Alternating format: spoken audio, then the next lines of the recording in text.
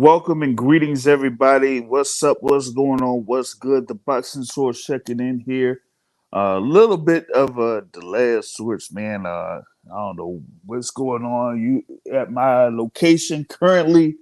I am in Las Vegas. Still, of course, coming off of covering the fight card headlined by Canelo Alvarez versus Jermell Charlo for the undisputed super middleweight championships. And we got a few things that we're going to be talking about for this analysis here on this particular podcast. We had few action fights there in this particular fight card, and other things that kind of went surprisingly in a sense for a couple of fights that were on that fight card on the pay-per-view portion of what was out there yesterday. But you really want to go through, of course, what happened in the main event there with Canelo Alvarez going up against Jermell Charlo. Of course, Jermell Charlo had his first bout since his victory over Brian Carlos Castano last year. So it had been a significant time since he had that victory that was in Carson, California, to become the undisputed champion at super welterweight. But he, went up two divisions from 154 to 168 to challenge Canelo Alvarez, to see if he could become the undisputed super middleweight champion out there. But, you had Canelo, of course, coming off of, his win over John Ryder, and that folks are trying to see how he was going to look here in this bout against Jermell Charlo. Of course, going into this whole thing when it started off, they thought Canelo Alvarez was going to face Jermell Charlo, but it ended up being Jermell Charlo, and there was still like a lot of buzz, I guess, or so around the fight for the fans of Canelo Alvarez. Just to be straight up though, for Jermell Charlo, really didn't see that much support out here in Vegas for Jermell Charlo. It was basically those that were family and friends of Jermell Charlo that were pretty much around or in attendance for this. There, it wasn't like nothing like some type of Canelo haters or anything like that. You know what I'm saying? So it was, of course, a pro Canelo crowd there at the T-Mobile Arena, and you just see Canelo. We wanted to see how Canelo was looking here ahead in this bout against Jermell Charlo. And for me, after about a couple rounds, I pretty much saw uh, you know Jermell Charlo. It was just looking like he was just fighting off of his back foot for, of course, the first half of the fight. But I would say the majority of the fight, man, Jermell Charlo just looked like he was, very tentative in doing things that he, usually does in his fights. He, was throwing jabs, but he wasn't throwing jabs with much emphasis. He was looking like he was very wary of what was going to come back to him. So, with that being said, he, was more of like in a reactive type of a sense there in this bout against Canelo Alvarez, just backing up, backing to the ropes, which I felt like that shouldn't have been in any part of the strategy there for Jermell Charlo. It almost seemed like he tried to back up to the ropes to, try to take what Canelo was bringing to him and then try to come back with a counter, which to me, that doesn't work for someone that, is very comfortable in trying to walk down his opponent like Canelo Alvarez does. You know what I'm saying? So, I mean, I pretty much like felt like Canelo, early on was doing this thing, just waiting to see what Jermell Charlo was going to do there, and then just reacted to that. I'm going to, add to podcast our esteemed guest here. The Boxing Academic is here in the building with us to chop it up here for this Canelo Charlo analysis. Like I was saying, man, what's going on, Academic? Not much. How you doing today? Oh, it's kind of good, man. You'll try to chill out. You'll hear day after all this stuff's going on, man. It was a fairly crazy scene out here in Vegas, for the fight. But it just seemed like most of the people there, or most of the fans that were there in attendance, were just there for the Canelo fight. Who really didn't have much activity for all the other fights that were there on the undercard, man. Especially those first two fights, which I'll get to, in a moment. But back to the thing there with Canelo and Jermell Charlo, I just felt like Canelo.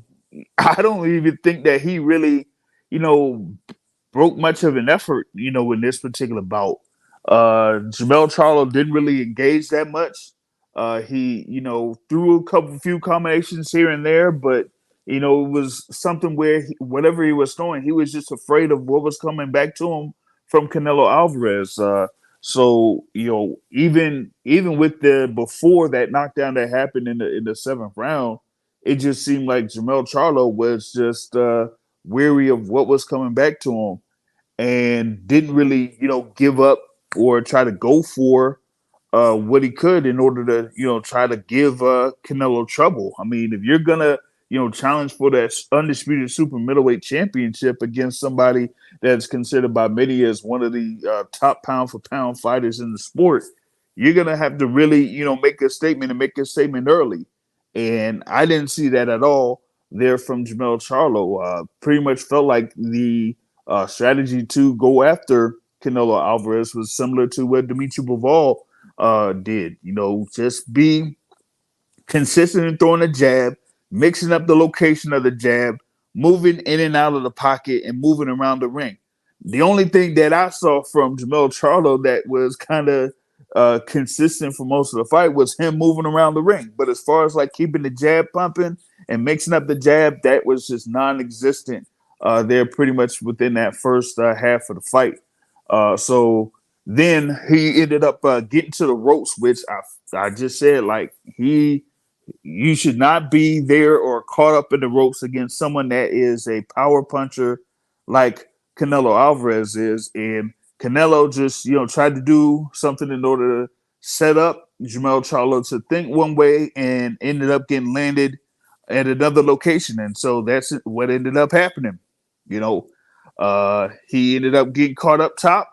That hurt him. And then he ended up going down to one knee for Canelo to score that knockdown. So I'm like, after that, it was almost like Jermell Charlo just felt like, hey, I don't really have much that could really affect Canelo at this point. So I'm going to see if I could, get through these, other 5 rounds or so and try to, get through this fight. And that's exactly what it seemed like he did,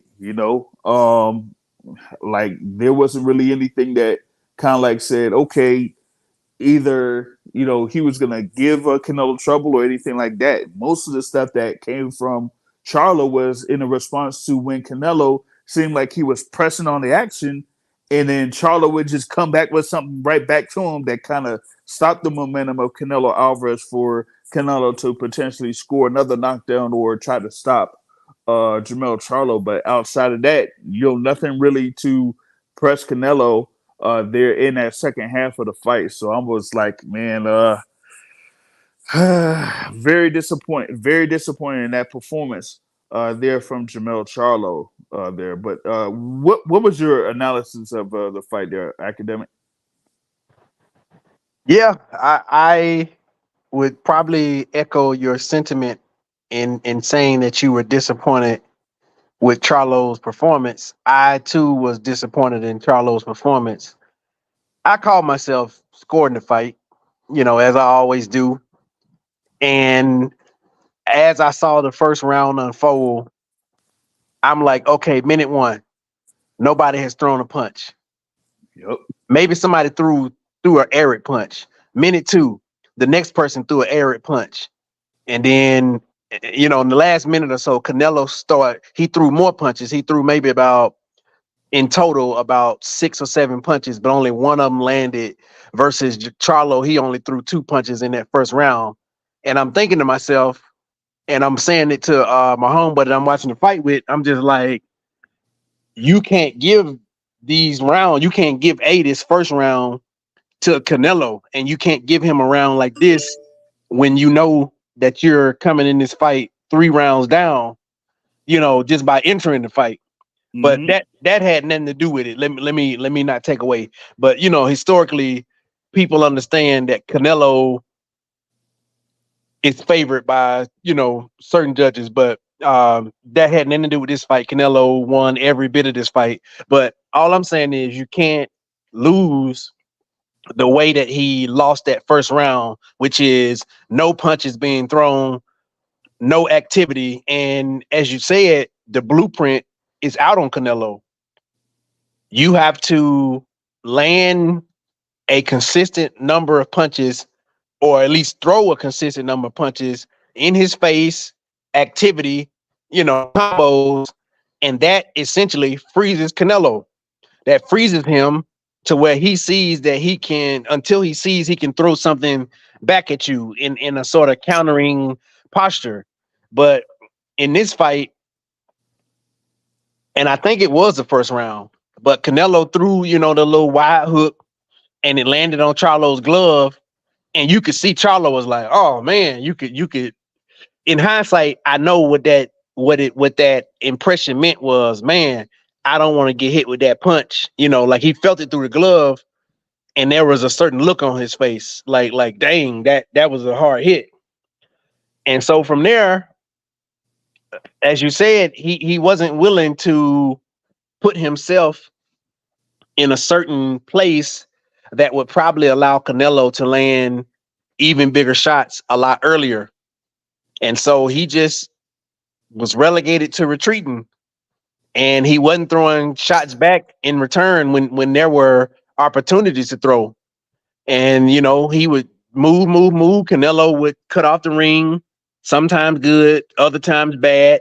And then Yeah. he wouldn't have to cut off the ring when Charlo would go on the ropes, and then that's when he was able to throw those punches, which is the same way he landed that big shot when Charlo was on the ropes, and he just kind of like land on the ropes like this is WWE or something, and he got hit with a shot that went straight through his guard, because Canelo is good at doing that. He's good at throwing these wide, wingy shots, and then eventually, if you just doing that and that's the same consistent pattern, he something gonna land. So yeah, man, I would say that I'm not enthused by Charlo's performance, and even in the before the fight started, my homeboy who was watching the fight with me, he was like, he looked scared. And I was trying to be like, nah, man, that man just think a lot. He just always have a lot on his mind. And then when I think about it, he he did look scared because he fought scared. So if it looked like a duck and quacked like a duck, it very likely is a duck. He probably was very scared. The moment probably very likely got to him. And then once he realized, man, this boy hit like a 160 pounder, because he don't, you know, it's there are weight classes for a reason, but even Canelo understands that there are weight classes for a reason when he went up and tried to test himself against a person who was in a bigger weight class than what he could bite off from what he could chew. And so he realized that he was a big boy and he couldn't get hit by them shots. And so, hey, let me keep it home. And he wasn't willing to do nothing. And then just even, I would say that his coaches instructions, at least the ones that they showed us, it just wasn't nothing like X's and O's wise, that like obviously he said what he needed to say. Hey man, you gonna fight? Hey man, you just gonna let him tee off on you? That was right, but I don't know. I just but I just but expected maybe. Go ahead. but maybe like from a strategic perspective, maybe they didn't provide much out of there. I mean, the one thing that some folks were expecting from Jermell Charlo was that he was going to get additional pointers from John Guzman, and it just really didn't seem like that here in this bout. Either that, or it just didn't register there with Jermell Charlo. But I'm going to add in MVO Uncensored in the building here, man. I think, he, was pretty much as disappointed as I was because, we were leaning towards Charlo to come through and get the win. And then he turns in this type of performance, man. Yeah. I'll be honest with you. He didn't show up. I think once that wire transfer hit and Canelo hit him in that first round, it was like, I'm good, man. Like he literally didn't show up. Like I came, I saw, I conquered. this was Mikey Garcia. This was Callum Smith. This is just. I'd rather he took a dive. Like, dude, he should have never got up when Canelo hit him. Like, I like it was bad. It was really, really bad. I think he need to retire. It's over. Jeez, she said retire. It's over. When you have that kind of listen, Charlo showed you who he really was. Okay, there was a fighter. Okay, that Charlo was talking a lot of shit about. He said, "Yo, skills pay the bills, blah blah, all this stuff, right?" That fighter was also outweighed by his opponent, but his opponent outweighed him by about 40 pounds. And you know what this guy did? He fought until the referee stopped the fight. He went out on his shield because he believed you're going to have to nail me to this canvas in order to get me to stop trying to win this fight. Do you know who that fighter was? Probably, it sounds like somebody who would probably be considered the people's champion. I mean, I'm not sure who you talking about, but Well, he somebody is. would Well, probably be kind of. considered the people's champion by Well, the way you described it. Yeah. Like some guys got it, some guys don't. Yeah, skills pay the bills, but what are you going to do when you're with someone that got better skills than you? What are you going to do when you're with someone who has the power to take you down? You got to have the heart and determination to try to win, to see this fight through. This guy, he got outskilled, he got outgunned, but most of all, this guy did not believe in it. So this guy quit on himself. This guy Outhearted. showed no heart, no courage. This guy talking about lions only, he must be talking about Nala from the Lion King. All right? That's the only lion he showed he was. All right? This was embarrassing. And I'll be honest with you. I don't want to see this guy fight anymore. I'm sorry. Like, I already know who you are. I know who you are. Jeez, You know who Anthony Joshua is. You know who Anthony Joshua is, and you'll watch him fight. No, I won't. You ain't watched Joshua fight. Who Joshua fought last? Exactly. You don't even know. Man, I don't care about This is Joshua. the boxing. This is the boxing academic, y'all. No, I do know, but I'm just saying I can't remember who he fought. I know you say he fought Romero Duno? He won, and then he did something like real corny after his win, because I remember talking about it. Who was it? Who was it? He fought Oh, Helenius. man, he fought Helenius and knocked him out, man. But he did some sucker shit in even his win. But listen, Anthony Joshua is another fighter who, when the going gets tough, he will get going. Okay, he doesn't have the heart, and this is why I know that this guy will never ever step foot in the ring with Deontay Wilder. There's rumors. We're talking about Canelo versus Charlo here, so let's keep on topic. Can I just say one thing before we get back on topic? Go ahead. At least Charlo ain't as bad as Daniel Dubois as far as like quitting. Yes, he is. Yes, he is. Let's debate it. Debate it. Tell me how. Because Daniel Dubois was outskilled, and he still tried, and he should be heavyweight champion right now. At no point did Jermell Charlo attempt to win that fight. At no point. That's true. He did try before he quit. He at least tried before he quit. That's a good point. I'd rather Charlo stayed on his knee. You ain't Like show Ryan up anyway. Garcia. Like Yeah, Ryan Garcia. yeah. Well, That's funny. hey, listen. At least Ryan Garcia was trying. He just got caught. I respect that more than someone who didn't even try. Even Ryan Garcia. Remember, the first time Ryan Garcia got dropped, he got dropped in an exchange. Yeah. Okay. The second time he got dropped, he's trying to get at Tank, and Tank hit him with a nice moving rib shot. You know? Oh, So it's the like, one where he thought about not getting it, but that one I remember. yeah. So for me, Ryan Garcia at least attempted to win. I did not see Jermell Charlo even attempt to win, and this was embarrassing. And he was talking a lot of shit about his brother. Oh, at least I'm representing the Charlo name. Bro, you did a disservice to the Charlo name. And the only thing that can rectify the situation is Big Charlo, the real Big Charlo, fighting Canelo in May and getting that win back for the family.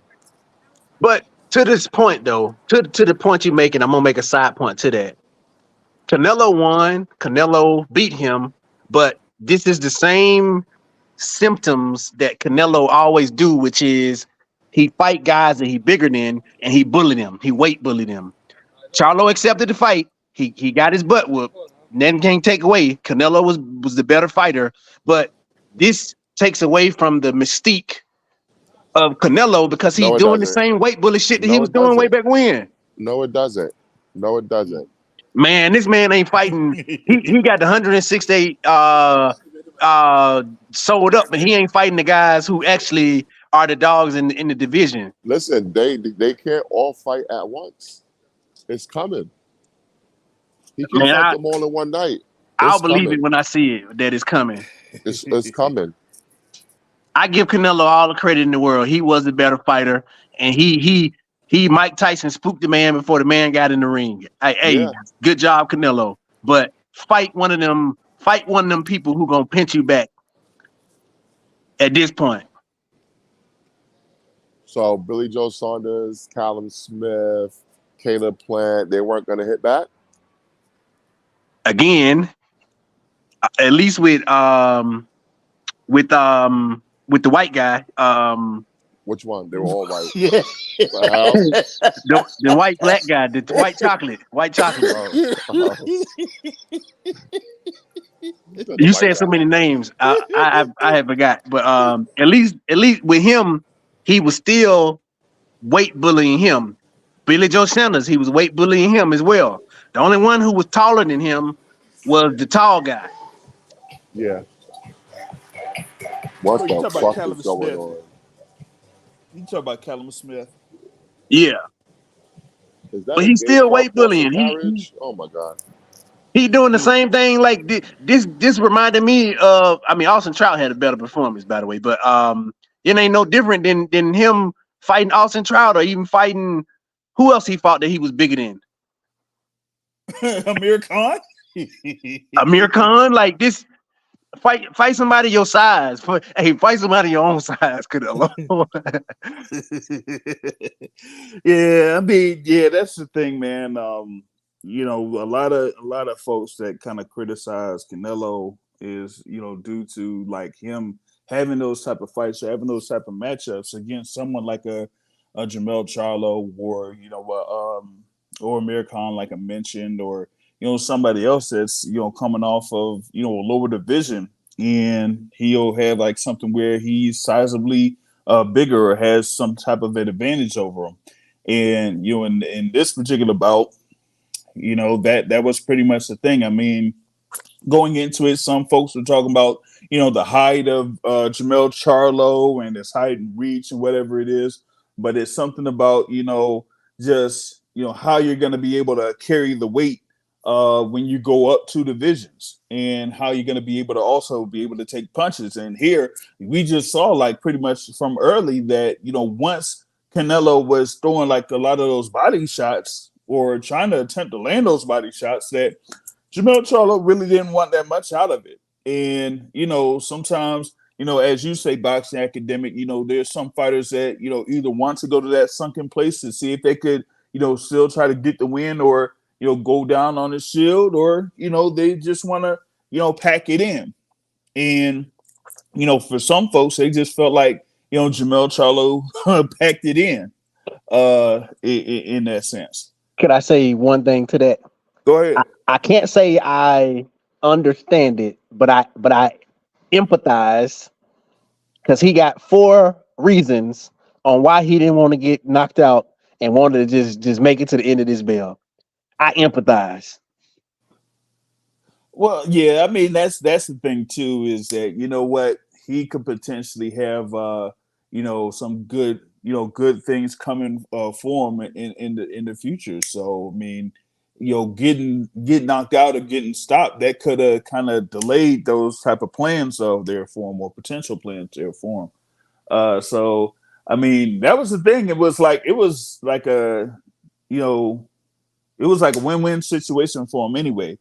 If he gets there and he was able to perform and get the win, he becomes, undisputed super middleweight champion. But if he loses, then yeah, he could go back down. And as he said in the post-fight press conference, that he's going back down to 154. But going off of this effort, though, it was like either he just knew that, hey, I'm just, going up just to, fill in and have this spot. And if you're just doing that, I mean, for some people, they'll just feel like, you're taking up space. That's almost like a wasted fight of sorts, or whatever it is. So, yeah, I really feel like I expected more out of Jermell Charlo in this one. We expected more of an effort out of him. I mean, at least try to, give some type of problems there to Canelo Alvarez. But it just seemed like, Canelo was on cruise control, for this fight. So I was like, that wasn't, all too hot, man. All I'm saying is, when we heard the lineup of fights for Canelo, we heard, okay, he coming to PBC. He got 3 fights. Great. Oh man, Canelo could get to fight all these guys, and he gonna show us he gonna show us who he is and compete with these guys. And then when the first fight announced, I get it. Some stuff happened.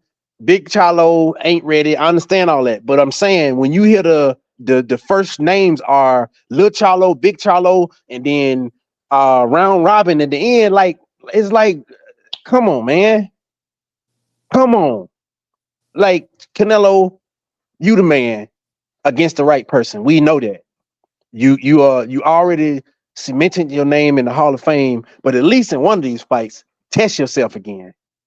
I get it. You at the end of your career, you want to make money with the least amount of risk, and you probably deserve that. I gotta give him the respect that he deserves to go out how he want to go out.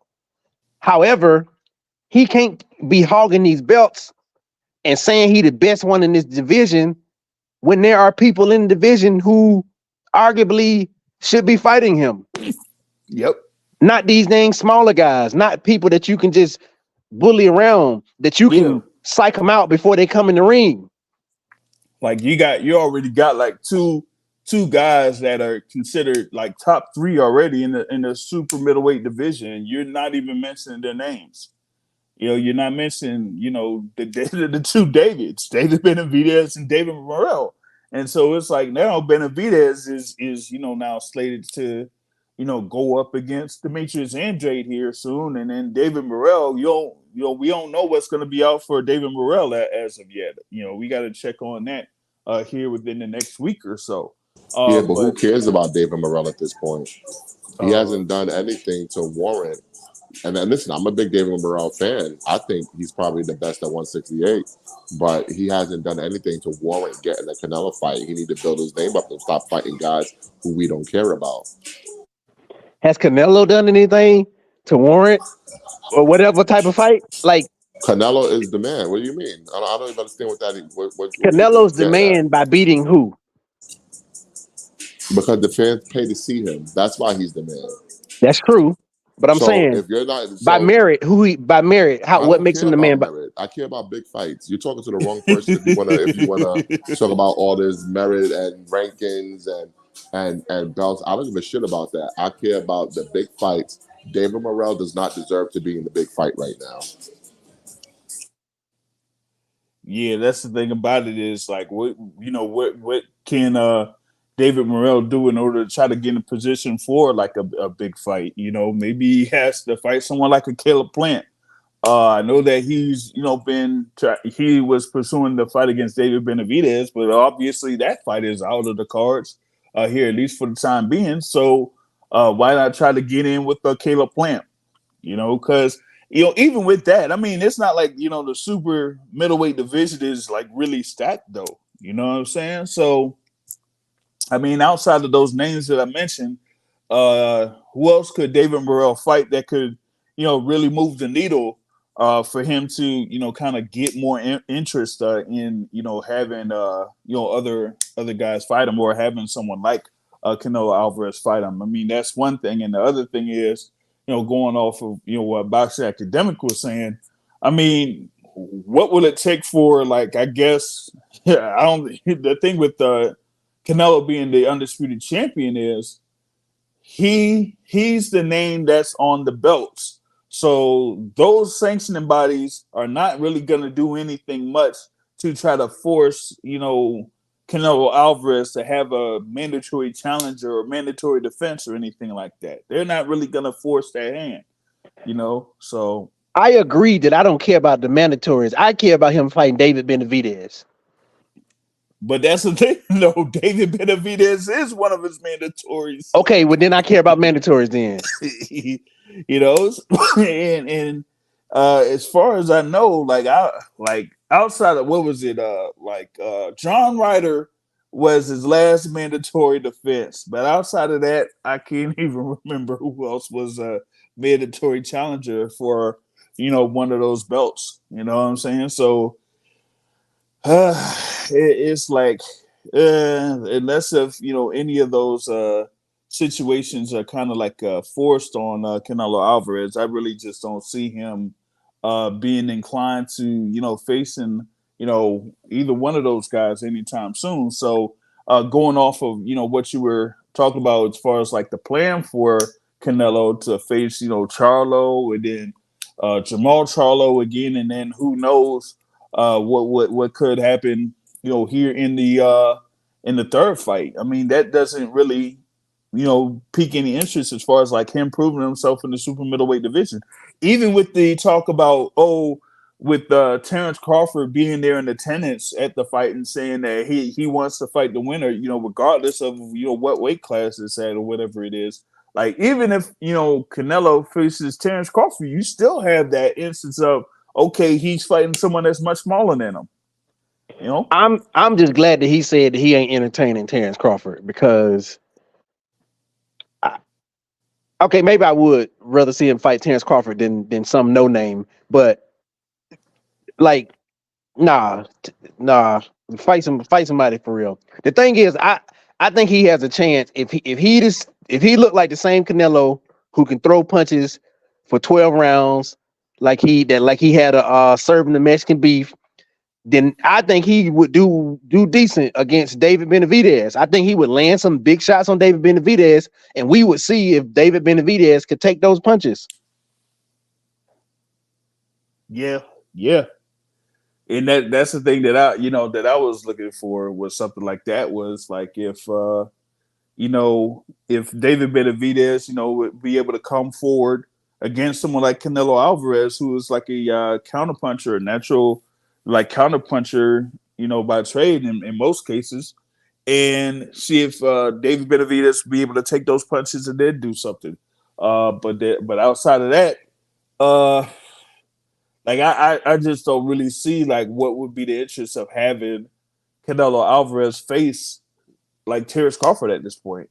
I'd rather just have Terrence Crawford face, Jermell Charlo, with Jermell Charlo going back down to 154. I mean, that's pretty much, it as far as I'm concerned. Just have, Canelo face a David Benavidez. That's like the best fight right now that could be made at 168 at this point. So, Canelo made it, a point that he was returning in May, around Cinco de Mayo weekend. So, what like what could be anything bigger than having him facing David Benavidez. However, I'd like to see what the numbers were for this particular fight here against Jermell Charlo, because if he's comfortable, having these type of a fights, if people are gonna pay for him and pay to see him, Why then not? it's like, he might as well keep that gravy train going.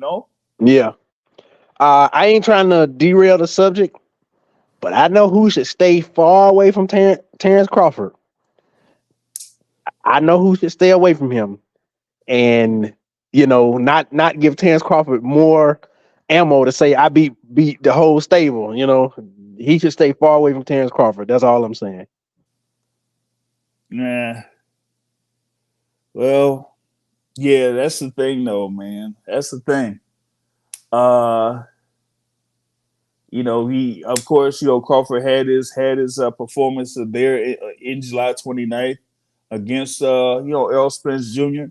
And just given what we saw last night, man, Jermell, it just really didn't seem like he was, much to, show that he has, a lot on his repertoire, so I don't know, man. If he goes down and he faces Terrence Crawford, someone who would be really motivated to, go and get the win over Jermell Charlo, like he's gonna have to do, like Charlo's gonna have to do something different, in that bout against Terrence Crawford, because Crawford has different elements to his game in comparison to someone like Canelo Alvarez. So if he's looking to have that fight next, then he's going to have to get right back at it, right back in the gym and really work. You know what I'm saying? So we'll have to see. Like I said, we'll have to see how that goes, man. But I was just, disappointed in his performance overall, man. And, I thought,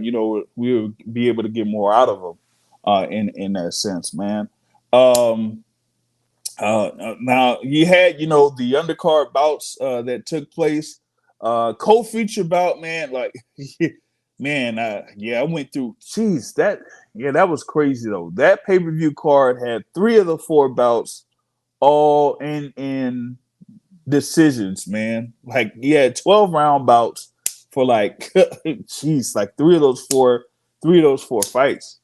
I was like, jeez, man. But the that co-feature bout looked like it seemed like an upset of sorts. Says, hey, Jesus Ramos Jr. gets the first loss of his professional career, losing by unanimous decision to Erickson Lubin, and it was 3 scorecards that were fairly significantly in favor of Erickson Lubin. And for me, I felt like it was just because Erickson Lubin was just doing more as far as like activity was concerned, and kind of like controlled the pace of the fight.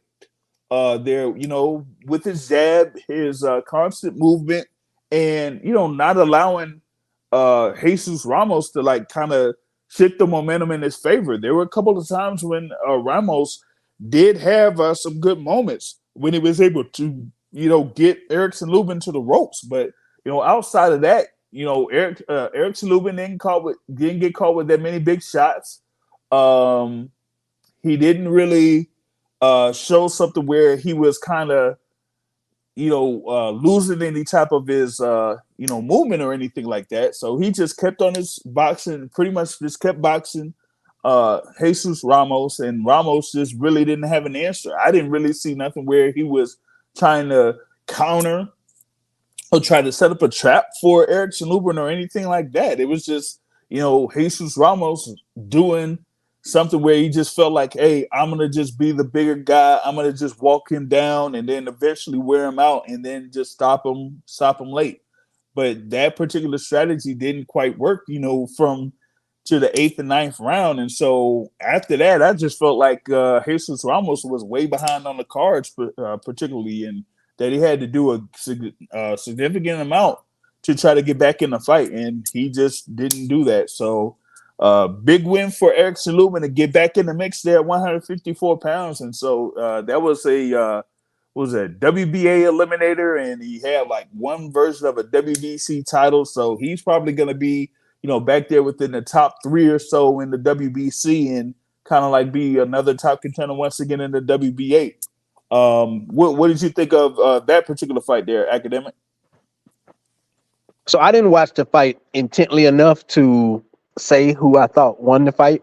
What I will say, I didn't score it, but what I will say, I was watching the fight with this thought in the back of my mind: is Erickson Lubin gonna fold?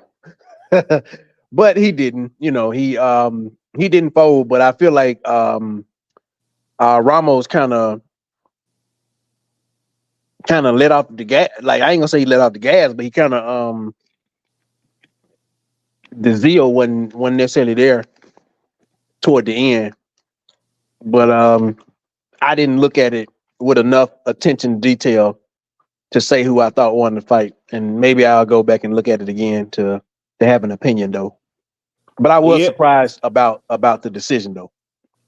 yeah. Those in the crowd, of course, were pro Mexican. So Jesus Ramos is has that Mexican background. So they were leaning towards Ramos in that fight. But once that decision came down, I was like, well, hey, Lubin just was doing what he wanted to do. He was just keeping towards his strategy of boxing, keeping on his back foot, continuously doing the jab, keeping Jesus Ramos off of him, not having Ramos try to smother him and try to get in power punches up close and try to get worn down. Because like you said, I mean, you were just looking to see if Erickson Lubin was going to fold, but there was just nothing coming from Ramos, not that much coming from Ramos that really could try to force that situation to happen. So with that being said, Erickson Lubin just did what he did over those rounds, and they ended up getting him the victory. He said he didn't feel like he came in that bout saying, hey, folks are looking at me like I'm a B side. I'm just an opponent. I'm a stepping stone. I'm a gatekeeper, and I'm gonna show y'all that I'm still one of the best fighters in the division at 154 pounds. And so at this he showed that he had to prove something to those in attendance and those watching, that he's still among those guys that should be mentioned as the top guys at 154 pounds. So with this win, he kind of like gets himself right back in the mix. I don't know if they'll, try to say, hey, we could set up a rematch of sorts or anything like that. But sometimes that's how things go. Sometimes, if they have some type of matchmaking things here and there, and a certain fighter wins that a number of people didn't expect them to win, then he ended up having a rematch. But in this particular case, maybe there's going to be something else in line. Therefore, Erickson Lubin, maybe he could end up facing either Brian Mendoza or Tim Tszyu, depending on what happens with Jermell Charlo once it goes back down to 154 pounds. Because you still have Mendoza versus Tim Tszyu there at 154. That's going to be a big bout there in that particular division. And so, Erickson Lubin, getting this win, he kind of like gets back in the mix. For Jesus Ramos, of course, that's like a definite setback for him. He was, riding high. A number of folks were saying like he's the next guy up there at 154 to kind of like, take over at 154 pounds, especially if you're going to have Jermell Charlo, move up from 154, whether it was going to be to 160 or 168, that Jesus Ramos was going to be the next top contender to, get those belts and be there at the top of the 154 pound division. But, with this loss, it's definitely sets it back here a couple of pegs, and now we got to see what's next up for him. But, I think, maybe it was just a bad style matchup for Jesus Ramos here in this case, because, if you got somebody that could, box and, really move his legs very well, you're going to have to, figure out a way to try to cut off the ring or do a better job cutting off the ring against a fighter of that magnitude. Or, at least for my case, I just felt like Jesus Ramos didn't try to set things up try to be consistent with more of a jab, or try to say, hey, okay, I'll lead a jab as long as I throw a jab back, or I'll eat a jab or at least a couple of punches to throw a hook or throw a power shot. And I just didn't really see that from him in the majority of those rounds, particularly in the first half of that fight. For him to kind of say, hey, yeah, I had a good advantage here in this particular bout. So yeah, like I said, big setback for him in this case, and we'll see what happens here from this point forward with Jesus Ramos, because it looked like a number of folks were really invested in Ramos to really make some moves there in the 154-pound division. In the second bout of that pay-per-view card, you had a welterweight eliminator or interim WBC welterweight title fight. Mario Barrios versus Yordenis Ugas. Barrios had like one an eliminator in his last bout. Yordenis Ugas coming from his loss to Errol Spence Jr., where he lost the WBA welterweight title. This one here, you know, uh, I thought it was going to be a fairly even bout, but man, I was really impressed with Mario Barrios in this particular bout. He, kind of like carried off the momentum of scoring that knockdown in the second round. Catching your Dennis Ugas off guard with the jab, putting him on the canvas, and just worked him, up top, and was working on the eye. And there were a number of occasions where once the round started, the doctor came up to see to check on the eye of your data guys, and they allowed it to continue at like the 10th round, the 11th round, and the 12th round. And the 12th round, shoot, Ugas got caught with another good shot again, and went down to the canvas. And I was like, man, this was really, really surprising to me. I thought it would have been like either a fairly close bout where both guys would have scrapped it out, or where Dennis Ugas would make it kind of like an ugly type of a fight. But Mario Barrios got the unanimous decision win. Very impressive victory for him. Moves up in the ranks there in the welterweight division. Is the interim WBC champion. So I mean, we'll see what happens with Barrios, because man, I thought that was a very good performance for him. It's just that I think that there's just certain matchups where Barrios would kind of be in a be in a little bit of a hole, so to speak.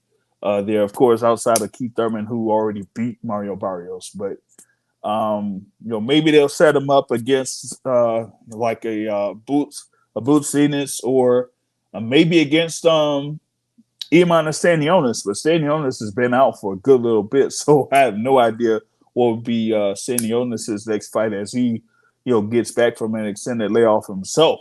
But for Barrios, this was, one of the more impressive wins out there, particularly in the welterweight division. So, definite props to him for scoring this win here to, like I said, defeat a former world champion in Yordenis Ugas there, but. Ugas, I guess his eye just really didn't completely heal there from his fight against Errol Spence Jr., man. Academic, what are your thoughts about Barrios' win there? Yeah, I think I don't know who was the betting favorite, but I think Barrios definitely he definitely made some people like question their decision to pick Ugas, and his strengths, which is he can throw shots. I mean, he can throw combinations at times too. Seem to work well for him. And when we expected for Ugas to be able to catch those shots and then counter and then land bigger shots, and in a sense, see Barrios fold, similarly to how like you would say he did with Tank or even Keith Thurman, and that just didn't happen because his strengths worked well for him. And both of those guys, between Ugas and Spence, they left some in the ring when they fought each other too.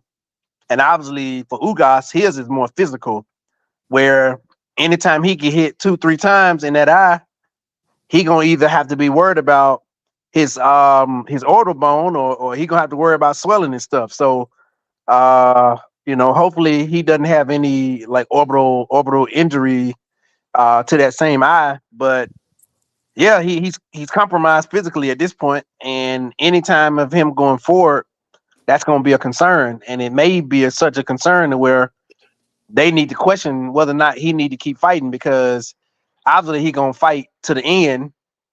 But should you allow him to keep taking that type of punishment, even if he is in the fight? Like it's not gonna bode well for his later future. But yeah, good job to Barrios, and Barrios is still beatable, but he caught Ugas at the right time, and he capitalized. So kudos to him. Yeah, it looked like he definitely did capitalize on what was happening there with Ugas. So I think it was Jacob Stitch Duran that was the cut man for Yordenis Ugas in this fight. And I think he was trying to work on getting the swelling down there for Yordenis Ugas, but it just didn't quite work. And you just seen round after round after round that eye was just getting worse and worse and worse. And with Ugas, I just felt like he really couldn't deal with, I guess, the mix up of the jabs and a couple of power shots there from Mario Barrios. But also I just felt like he was really inaccurate with the number of his power shots. Like he kind of like tries to set things up for power shots, but he swings those wide, so it's like he'll have a wide shots for what he does for power, and it just does it just didn't look all too good for him when he does that. So with him, I'd have to say that they really have to consider him probably call it a halt to his pro career if he has that type of long-term damage there for his eye here, especially after this particular bout against Mario Barrios. So that's going to be something there that's going to be considered there over in this camp there with Ismail Salas. I think they have their camp, or at least where he trains is like over here in Las Vegas. So it's probably somewhere around Vegas where they have that type of training, and to see if it can probably catch up with him later on down the line to see if he is really considering continuing his career or whatnot. But for Mario Barrios, he had we had an interview with him here a couple weeks back, and he had kind of came from San Antonio and initially trained in San Antonio, and then finished off his camp over in here in Las Vegas before this fight. And looked like it paid off here, for him to get that work in Las Vegas before his fight against Yordenis Ugas. And it was definitely a good win for him here at this particular point of his career, and he moves, to become, like I said, the interim champion there in the welterweight division, and he'll, kind of like position himself as one of those contenders there at welterweight here. And we just got to wait and see what happens with Terrence Crawford. Is he going to continue his career at 147, or is he going to move up to 154? The way things are going, it seems like he's gonna move up to 154.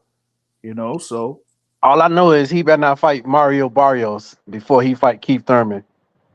Oh, he's not gonna do that. He's not gonna do that.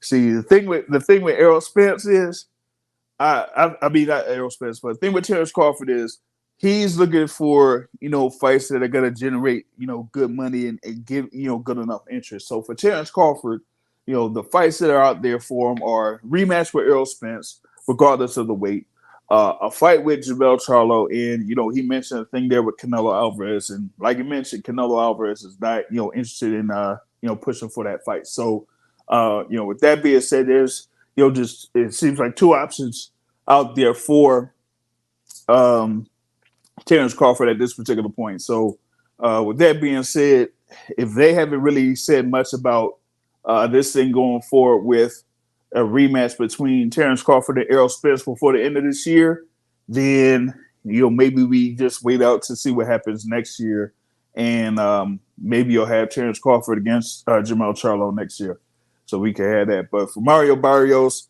getting that win over your Dennis Suga, kind of puts him in there as far as like one of those top rated contenders there in the welterweight division. So we'll see what happens with him in that particular instance, man.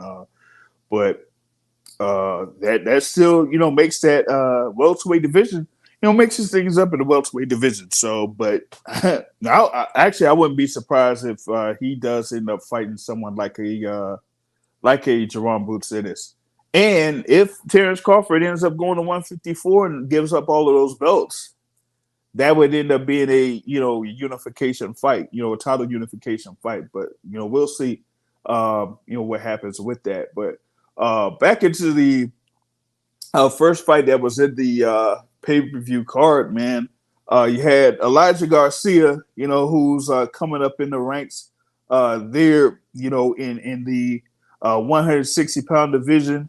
And he, had a really, really impressive performance there against Armando Resendiz. Of course, Resendiz, defeated or stopped Jarrett Hurd, of course, former unified champion at 154.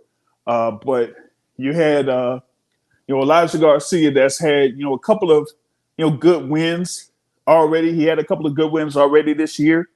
Starting at the beginning of the year or started the year with a stoppage victory. Then, he followed that up by getting a decision win in April. That was part of that Tank versus Ryan card. And so they just added him here onto this card to get him yet another fight. So he's had 3 fights here in 2023, and with a guy like Jose Resendiz, who looked like he was really tough. He knew he was like taking a lot of shots, and would throw stuff back. But here in this particular fight, Garcia just made his adjustments and kind of like showed that he was like a better or more skilled fighter. And so he just showed his overall skills there against Armando Resendiz in the tail end of that particular bout. It was just that skill level that was the main difference there in this fight. And for Elijah Garcia to initially score that first knockdown was a very impressive way to set it up with a double right hook, one to the body and then one up top to put Resendiz down to canvas, and Resendiz was able to get up from that, but a flurry after that, forced referee to stop the bout. So Elijah Garcia gets that stoppage victory, and he's gonna still try to move up towards the ranks there in the 160-pound division, man. 168 really, I mean, to be honest, it ain't really that much to scream about, so to speak, of sorts. When you look at the names that are on the top there in that division, outside of the name of Chris Eubank Jr., not many people mention the Zanabeks or the Gualtieris in there, and we don't know what's going to happen with the WBC with Jermell Charlo. And Arislan De Lara was, of course, rumored to face Danny Garcia, but that fight doesn't look like it's going to happen anyway. So, with Elijah Garcia, they're going to see about, moving him up in the ranks. They're going to start giving him some more fights here and there. He's still a young guy. He does have aspirations of being a world champion within a year and a half. But, in the meantime, getting him these type of fights to, build him up would be a good look for him here in this particular case. You know what I'm saying? So you do have that.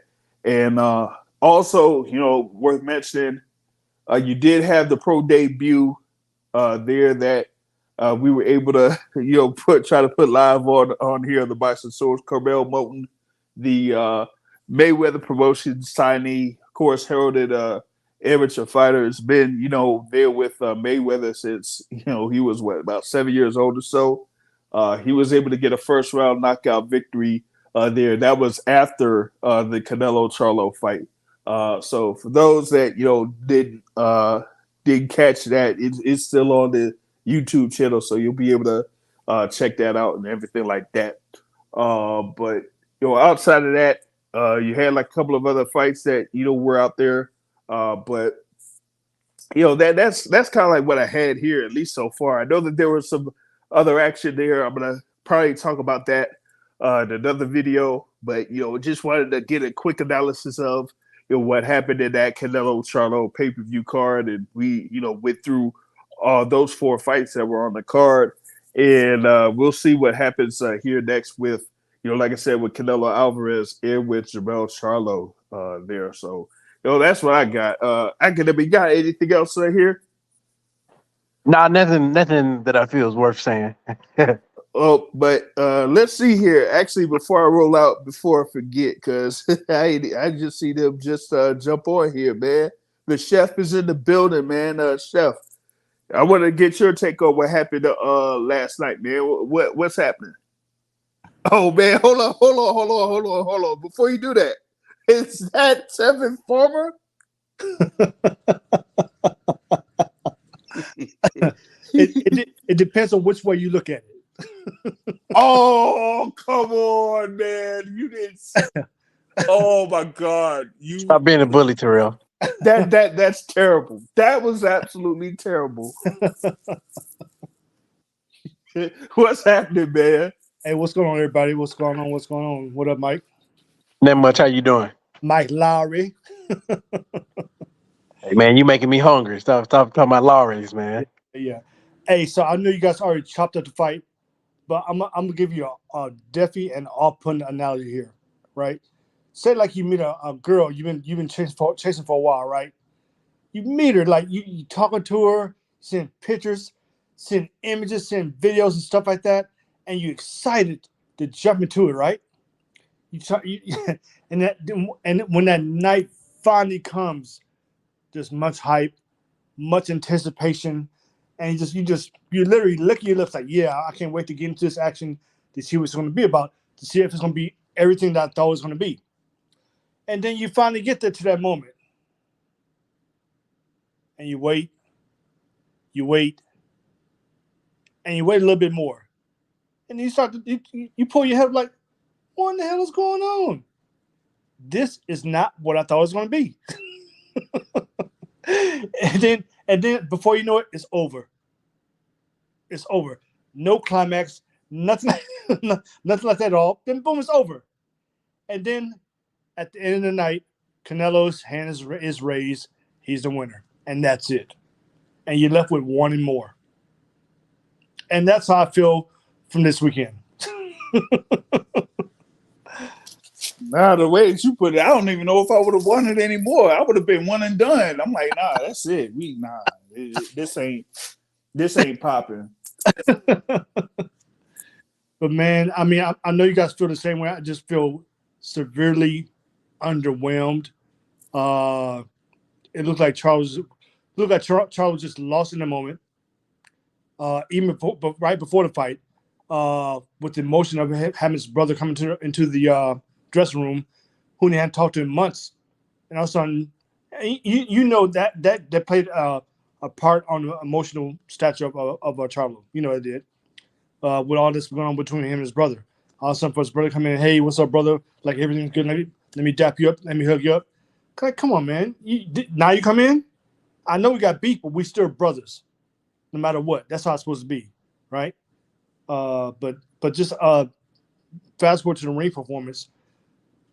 Wow, I really wanted more, and when you look at him, he was lost in the moment, and you can tell.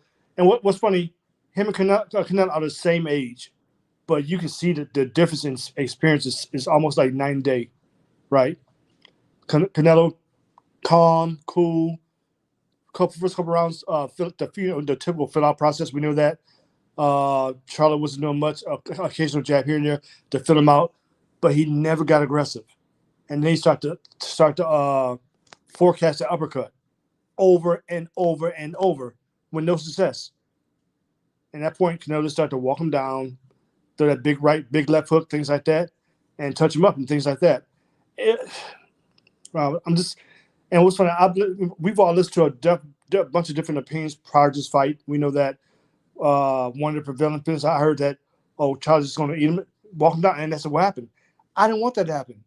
I'm not a big Charlo fan, but I'm a fan of good boxers and ability and accomplishments, things like that. So I like what Charlo's accomplished at 154 do.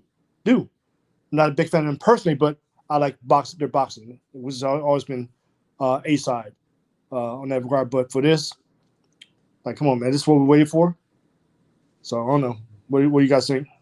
Like I said, I expected much more out of Jermell Charlo in this bout, especially when I felt like he could have had the tools in order to beat Canelo.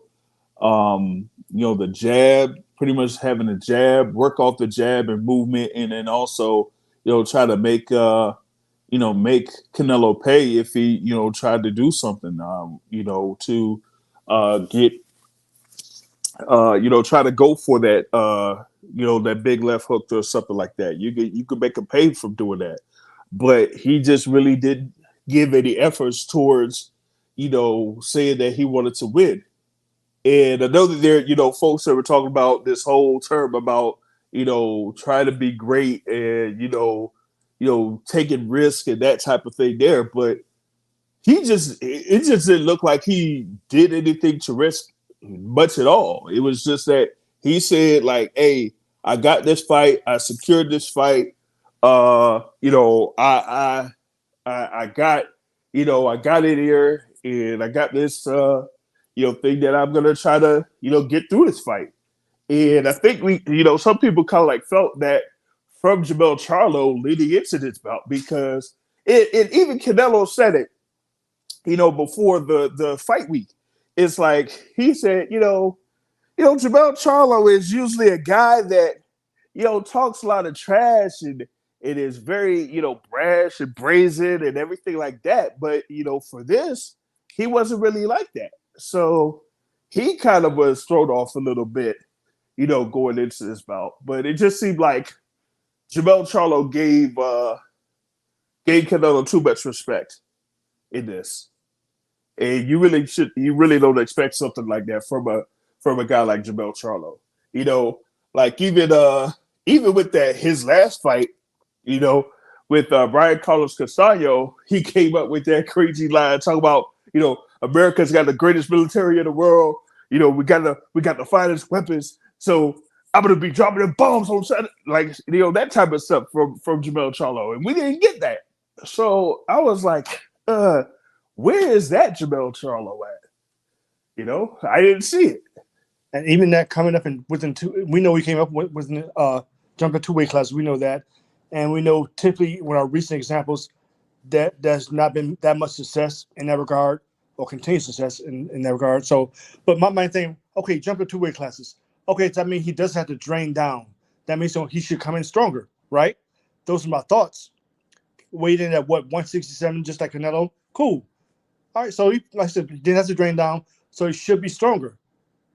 Has a natural size advantage, but we know size doesn't always mean you're going to win. We know that, but just the main thing, coming in and not have to drain down, I would definitely thought he would be able to come in stronger and be durable, right? But when he took that delayed knockdown, what was that, round 7? Yep. I was like, man, this is he ain't got it. He ain't got it. And what's their little name? Lions? Not so much. Yeah. Not so much. Yeah. The reason why he showed Canelo so much respect is because Canelo is a bully, a weight bully. The same underwhelming feeling that we had when these fights were mentioned. Who's Canelo gonna fight on PBC? Charlo, undisclosed opponent. The same underwhelming feeling that we said, oh, he fighting a smaller Charlo, is the same underwhelming feeling that we got in that fight. Yes, Charlo didn't show up, and Charlo probably very happy with the paycheck he got, and he wasn't willing to take it to a place where he would have had to go because he know he would be laid out with his face on the dang canvas. However, Canelo still weight bullying people. This ain't no different than him fighting all them other guys back at 154 that he was bigger than, and all he could do is just throw big shots and stuff like this. Like this thing about daring to be great. Okay, yeah, nice tagline. That was a good sales pitch, but I just want Canelo to fight somebody who can pinch him back, which is David Benavidez. Yeah, at least like have some type of guy that he could, like where folks could say, oh, maybe Canelo Alvarez isn't a significant favorite in this fight.